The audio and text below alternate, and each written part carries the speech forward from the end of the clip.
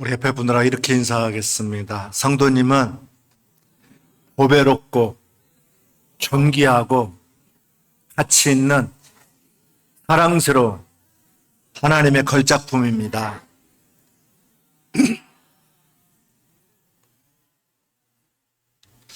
요즘 그 얼짱 신드롬 혹은 몸짱 신드롬이 생겼는데요. 너도 나도 운동에 열심히 하는 분들을 많이 보게 됩니다. 어느 연세 지긋한 집사님 한 분이 건강진단을 받으러 갔어요. 의사 선생님이 집사님 이제부터는 술, 담배 끊으시고 고기도 줄이셔야 됩니다. 그래야 이 몸을 오래 쓰실 수 있습니다. 이렇게 신신당부했어요. 그래서 집사님이 진지하게 물으셨대요. 선생님, 그렇게 다 끊으면 정말 오래 살 수 있을까요? 의사 선생님이 웃으면서 대답하셨죠. 그러면 집사님이 아마 그렇게 사시면 하루가 1년처럼 길게 느껴지실 겁니다. 우린 참으로 우리 몸을 아낍니다. 좋은 것을 먹으려고 하고 예쁘게 꾸미려고 하고 또 건강을 유지하려고 애를 써요. 하지만 우리 모두가 나누고자 하는 이야기는 단순히 건강한 몸을 만드는 게 아니에요. 내 몸의 진짜 주인은 누구인가라고 하는 우리 인생의 근원적인 방향에 관한 이야기입니다. 오늘 우리가 함께 묵상하는 말씀은 이 고린도전서 6장 19절 20절인데 너희 몸은 너희가 하나님으로부터 받은 너희 가운데 계신 성령의 전인 줄 알지 못하느냐. 너희는 너희 자신의 것이 아니라 값으로 산 것이 되었으니 그런즉 너희 몸으로 하나님께 영광을 돌리라 그랬어요. 이 말씀이 기록된 당시 고린도는 매우 화려한 항구 도시였지만 동시에 도덕적으로 매우 타락한 곳이었어요.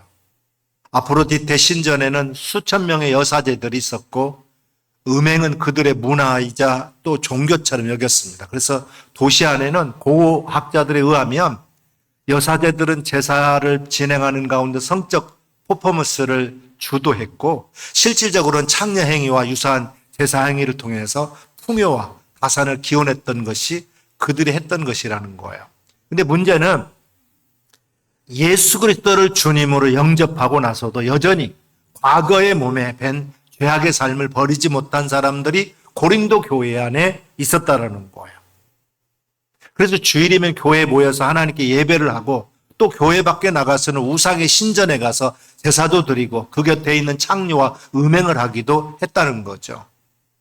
세상 문화가 다 이러한데 나만 유별나게 굴 필요가 뭐가 있느냐 하면서 세상 문화를 따라가는 사람들이 고린도 교회 안에 있었다고 하는 거예요. 현대 교인들 중에도 주일에 교회에 출석해서 예배드리고 또 성경 가방을 든 채로 관상 보고 점치고 굿하고 술도 여전히 먹는 사람들도 있어요. 바울 사도는 이러한 고린도 성도들에게 단호하게 선포합니다. 우리의 몸은 결코 가치 없는 껍데기가 아니고 하나님께서 거하시는 거룩한 성전이자 주님께서 친히 피값을 주고 사신 소유물이라는 거예요. 이 짧은 구절 안에는 우리가 누구고 왜 살아야 되는지에 대한 신학적인 대답이 고스란히 담겨져 있습니다. 나는 나의 것이 아니라는 거예요. 본질적으로 나는 내 것이 아니라는 겁니다. 내 인생에서 정말 과연 나의 노력, 나의 수고로 되는 것이 얼마나 된다고 생각하십니까? 오늘 여러분이 내가 태어나고 싶어 태어난 사람 한 분이나 있습니까? 얼핏 보기에는 나의 노력, 나의 수고로 다 되는 것 같지만 사실은 하나님께 주신 복으로만 가능한 거예요. 여러분 우리는 습관적으로 내 인생은 내 것이라고 이렇게 말합니다. 내 몸이니 내 마음대로 하고 내 시간인데 누가 참견하느냐고 항변하기도 해요. 하지만 성경은 아주 분명하게 말씀합니다. 너희는 너희 자신의 것이 아니라. 이 말씀은 우리를 구속하려고 하는 말씀이 아니에요. 오히려 우리의 존재 가치가 얼마나 위대한지를 일깨워주는 사랑의 노래이기도 합니다. 성경에서 우리를 사셨다는 말은 헬라어로 아고라조라고 하는데 이는 당시 노예시장에서 값을 치르고 노예를 사는 것을 아구라조라 이렇게 얘기했어요. 우리는 죄와 사망의 노예였지만 하나님께서는 당신의 독생자 예수 그리스도의 생명이라는 온 우주보다도 귀한 값을 치르고 우리를 사셨습니다. 여기서 우리는 호세아 선지자의 그의 아내 고멜의 이야기를 생각해 봅니다. 고멜은 남편을 버리고 떠나서 음행을 일삼다가 결국 노예로 팔려가는 처참한 신세가 되고 말았어요. 그때 하나님은 호세아에게 말씀하십니다. 가서 그녀를 다시 사오너라. 호세아는 은 15개와 보리 한 오멜 반이라고 하는 대가를 지불하고 자격 없는 아내를 다시 사옵니다. 그리고 그녀를 품에 안으면서 이렇게 얘기해요. 너는 많은 날 동안 나와 함께 지내고 나만 사랑해라. 나도 그렇게 하리라. 사랑하는 여러분, 우리가 바로 그 고멜과도 같아요. 세상 속에서 상처 입고 팔려갔던 우리를 주님은 십자가라고는 엄청난 값을 치르고 다시 우리를 사오셨습니다. 이제 주님은 우리에게 말씀하십니다. 너는 이제 내 것이란다. 네가 너의 가치를 결정했으니 내가 너의 가치를 결정했으니 너는 더 이상 세상의 눈치나 사람들의 평가에 흔들릴 필요가 없다. 주님 우리를 필요하신다고 하는 사실 하나만으로 우리의 존재 가치가 충분하다라는 거예요. 또 우리 몸은 성령이 거하시는 거룩한 전입니다. 우리가 기억해야 할 진리는 우리 육신을 단지 몸뚱이로 단순히 단백질 덩이로 고기 덩어리가 아니라 성령 하나님이 거하시는 성전이라는 거예요. 우리 인간이 하나님께서 거하시는 집, 그 성령의 전이라는 말보다 더 기쁘고 황홀한 호칭은 없을 거예요. 우리 몸이 거룩하고 천하보다도 귀한 것이 된 것은 우리 몸이 성령의 전이기 때문에 다른 몸과는 달리 하나님의 형상을 지녔기 때문이라는 것입니다. 영혼을 담고 있기 때문에 그런 거예요. 여러분, 성전이 성전인 이유는 건물이 화려해서가 아니에요. 그곳에 거룩하신 하나님이 임재하시기 때문에 그렇습니다. 우리 몸도 마찬가지예요. 비록 나이가 들어서 시들고 병들어 있을지라도 우리 안에 성령님께서 계시기 때문에 우리는 세상의 그 어느 무엇보다도 존귀한 존재인 줄 믿습니다. 요즘 유행하는 말 가운데 영혼 없는 이라는 말들이 있어요. 말이나 행동에 진심이 담겨 있지 않고 건성으로 상황에 빗대어 쓰는 유행입니다. 영혼 없는 대답, 영혼 없는 댓글, 영혼 없는 사과, 영혼 없는 마케팅, 영혼 없는 작가, 영혼 없는 사회, 이런 말들을 사용합니다. 근데 사실은 이 유행어를 제일 먼저 사용하신 분은 예수님의 제자 야고보예요. 야고보서 2장 26절에 보게 되면 영혼 없는 몸이 죽은 것 같이 행함이 없는 믿음은 죽은 것이라 그랬어요. 영혼 없이 이루어지는 모든 것들이 진심도 없고 또 건성이고 죽은 것이라고 하면 우리 믿음의 백성들의 성령의 전인 우리 몸에 성령이 거하지 아니하시고 성령 없는 몸으로만 우리가 신앙생활하고 살아간다면 이미 죽은 거나 마찬가지라는 거예요. 몸은 하나님께로부터 받은 것입니다. 오늘 본문 19절에 너희 몸은 너희가 하나님께로부터 받은 것이라 이렇게 말씀하고 있어요. 우리 몸이 하나님으로부터 받은 선물임을 믿으시기 바랍니다. 그렇기 때문에 우리는 우리 몸을 하나님의 뜻에 맞게 잘 관리해야 되고 사용해야 돼요. 하나님의 사용 설명서대로 써야 됩니다. 그래야 우리가 건강하고 장수하고 평안하게 되는 거예요. 전자제품이나 물건 하나도 사용하면 설명서가 있고 그 사용 설명서대로 사용해야 안전하게 우리가 사용할 수가 있어요. 옛날 우리 조상들은 자신들의 몸은 부모님에게서 받은 거기 때문에 우리 몸을 훼손하면 안 된다라는 것을 가르쳐줬고 우리 몸을 훼손하는 것을 불효라고 가르쳤습니다. 신체 발부는 수지 부모요 불감 회상이니 효지시하라 그랬어요. 이 효경의 가르침입니다. 몸의 모든 것 심지어 이 머리털에서 피부까지 다 부모로부터 받은 거기 때문에 훼손하거나 손상시키지 않는 것이 효의 출발점이다 이렇게 얘기한 거예요. 우리 몸은 부모보다 더 근본적으로 우리 하나님께로부터 받은 거예요. 창조주가 하나님이십니다. 우리 몸 사용 설명서는 성경이에요. 이 예언의 말씀을 잘 읽고 듣고 행하는 자가 복이 있는 줄 믿습니다. 우리 몸은 하나님께서 그 아들 예수 그리스도의 구속과 속량의 핏값을 지불하고 사신 받은 하나님의 것이에요. 우리 몸은 우리 자신의 것이 아니라 너희는 너희 자신의 것이 아니라 값으로 산 것이 되었으니 그랬어요. 그러므로 자기 몸을 함부로 해하지 말아야 됩니다. 여러분, 신앙생활이 복잡합니까? 단순합니까? 복잡할 것 없어요. 단순합니다. 하나님이 좋아하시는 것은 하면 되고 하나님이 싫어하는 것은 안 하면 되는 거예요. 하나님이 기뻐하는 것은 하고 하나님이 슬퍼하는 것은, 근심하는 것은 안 하면 되는 겁니다. 하나님께서 내게 무엇을 원하시는가 살펴서 기뻐하시는 일에 단순히 순종하게 되면 크게 우리가 칭찬받게 될 줄로 믿습니다.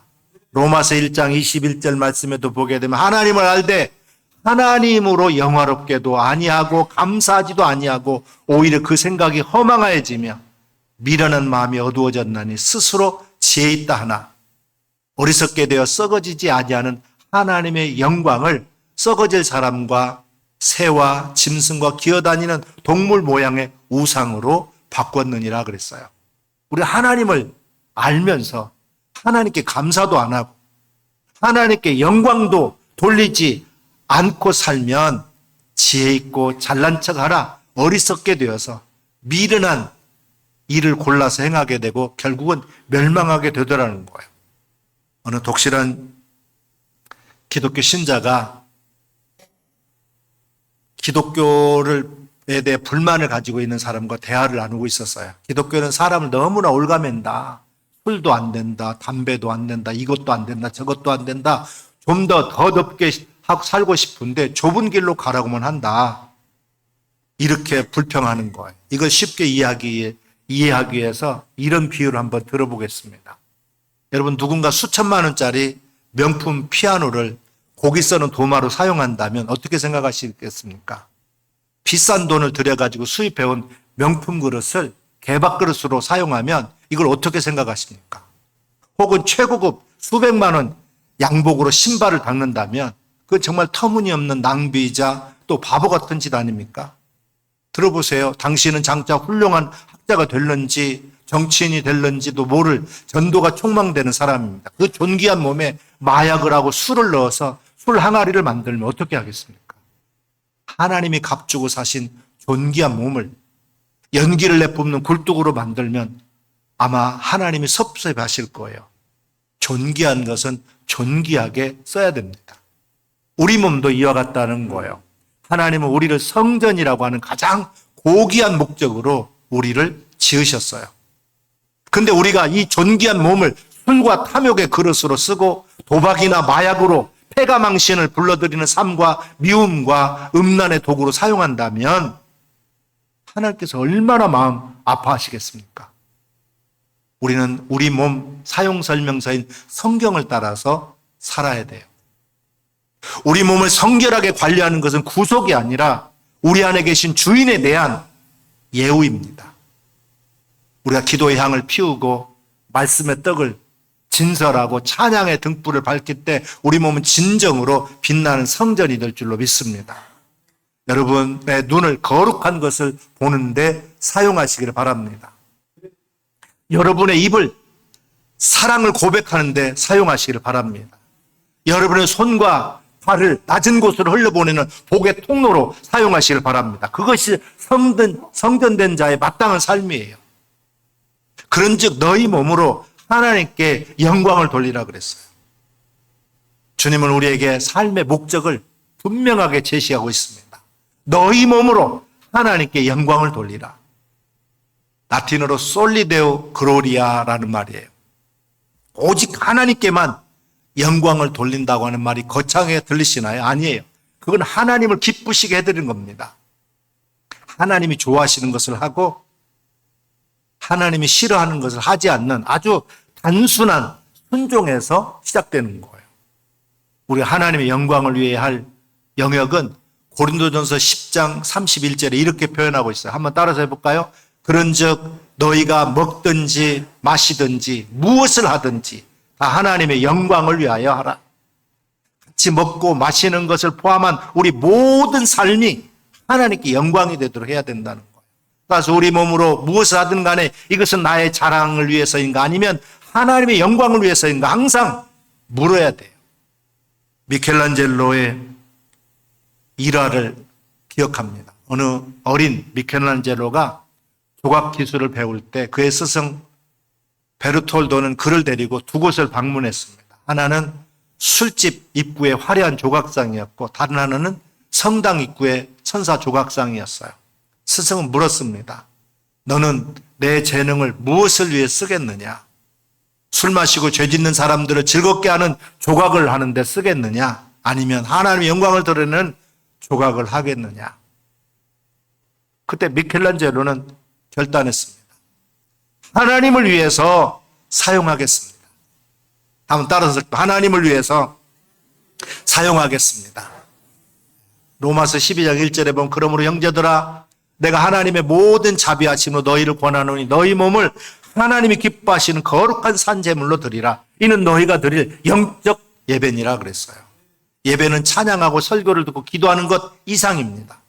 예배는 하나님을 즐거워하고 사랑하고 우리 삶이 그분의 뜻과 목적에 맞춰져 있는지 확인하면서 겸손히 주님께 자신을 드리는 것이 예배예요. 성경은 명령합니다. 너희 몸으로 하나님께 영광을 돌리라. 매주일마다 예배를 통해서 우리 하나님께 영광을 돌리고 은혜의 보좌 앞에 더 가까이 나아가게 되기를 주님의 이름으로 축원합니다. 빌립보서 1장 20절에 보면 나의 간절한 기대와 소망을 따라 아무 일에든지 부끄러워하지 아니하고 지금도 전과 같이 온전히 담대하여 살든지 죽든지 내 몸에서 그리스도가 존귀하게 되게 하려 하나니 그랬어요. 교회 안에는 실제 다양한 사람들이 모여 있습니다. 사랑하는 마음만 있으면 얼마든지 서로 다른 차이를 극복할 수 있어요. 사랑하는 마음만 있으면 서로 다른 것이 오히려 조화를 이루어서 서로 보완하며 주는 강점이 될 수도 있습니다.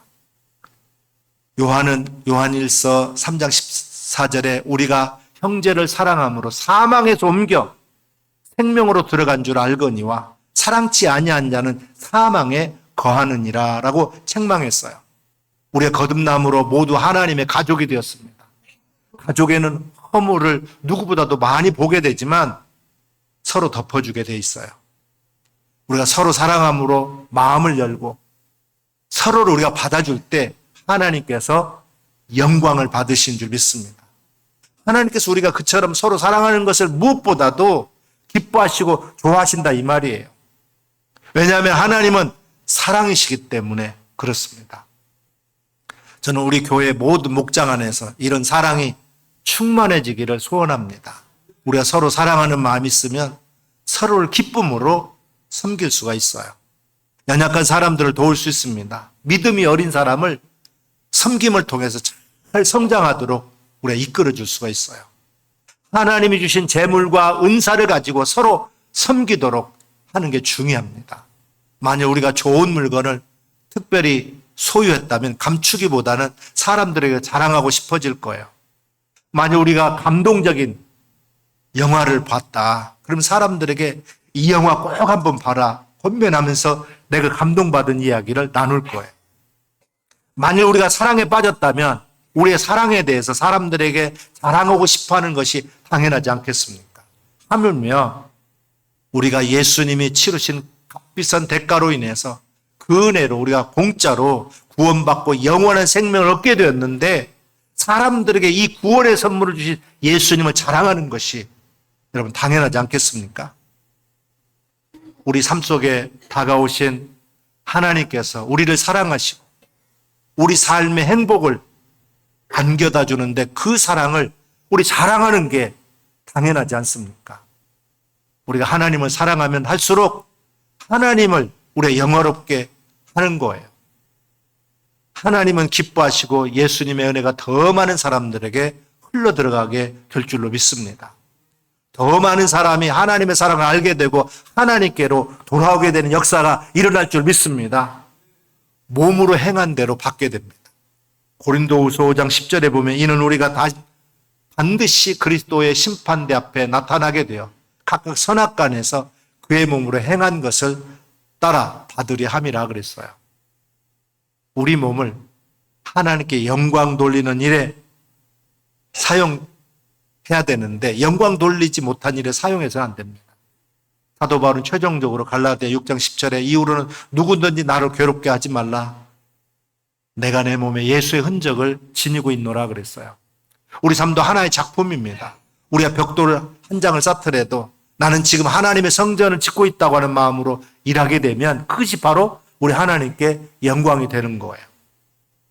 벤자민 프랭클린이 자기 앞 집에 작은 등불 하나를 달아놓았을 때 온 마을이 밝아졌어요.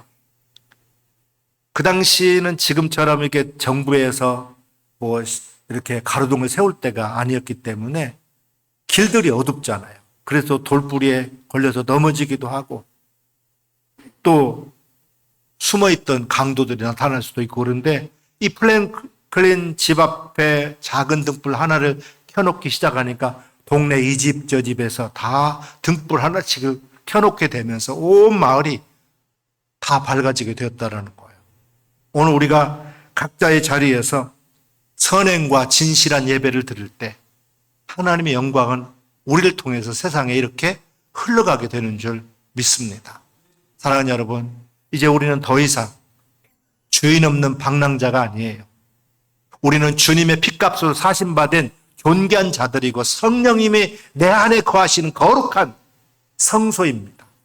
이제 내 뜻, 내 고집, 내 욕망의 좁은 길에서 벗어나서 나를 사랑하사 자기 몸을 버리신 주님의 영광을 위해서 살아가는 저와 여러분 되기를 주님의 이름으로 축원합니다. 하나님 앞에 즉 코람데오의 삶의 자리에서 우리 몸으로 드리는 진정한 예배가 오늘 시간부터 여러분의 일상생활에서 찬란하게 피어나게 되기를 주님의 이름으로 축원합니다. 기도하겠습니다.